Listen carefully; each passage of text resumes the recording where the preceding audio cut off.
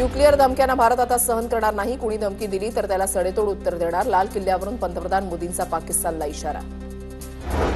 येत्या दिवाळीमध्ये सरकार नेक्स्ट जनरेशन जीएसटी रिफॉर्म्स घेऊन येणार. जास्त प्रमाणात आकारले जाणारे कर आता कमी केले जाणार. यंदाच्या दिवाळीमध्ये देशवासियांना मोठी भेट देणार. लाल किल्ल्यावरून पंतप्रधान मोदींची मोठी घोषणा. आत्मनिर्भरता भारताचा आधार. जो दुसऱ्यांवर अवलंबून राहतो त्याच्या स्वातंत्र्यावर प्रश्न उभे राहतात. डॉलरचा उल्लेख करत टॅरिफच्या पार्श्वभूमीवर पंतप्रधान मोदींचा सूचक वक्तव्य. मोदींमध्ये इशारा देण्याइतकी हिंमत नाही. पाकला शिव्या देणं सोपं. हिंमत असेल तर डोनाल्ड ट्रम्प यांचं नाव घ्या. पंतप्रधान मोदींच्या भाषणावर संजय राऊतांची टीका. मुंबई महापालिका ठाकरे बंधू एकत्र येऊन जिंकणार. नाशिकमध्ये संजय राऊतांचे विधान. मुंबई ठाणे कल्याण डोंबिवली नाशिकमध्ये आम्ही एकत्र लढू. ठाकरे बंधू एकत्र येण्यावर संजय राऊतांचं सूचक विधान. उताळा नवरा गुडघ्याला बाशिंग. कोणीतरी पळेल म्हणून आम्ही एक आहोत हे सांगावं लागतं. राज आणि उद्धव ठाकरेंच्या युतीच्या चर्चांवर प्रवीण दरेकरांची टीका. प्रत्येक पक्ष आपली ताकद आहे असं सांगतो, त्यामुळे राज ठाकरेंनी वेगळं विधान केलंय असं वाटत नाही. संजय शिरसाट यांची प्रतिक्रिया. मुंबईत ठाकरेंची सेना आणि मनसेची ताकद. राज ठाकरेंचं वक्तव्य. बेस्ट सोसायटी निवडणुकीमध्ये ठाकरे बंधूंना शह देण्यासाठी फडणवीसांचे 2 शिलेदार मैदानात.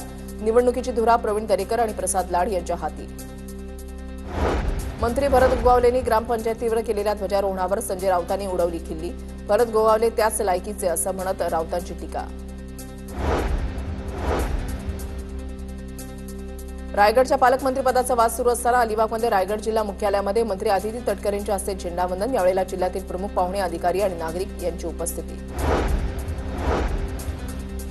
मंत्री भरत गोगावलेंनी एका ग्रामपंचायतीच्या ठिकाणी केलं झेंडावंदन. याच्यावरून अनिकेत तटकरेंची टीका.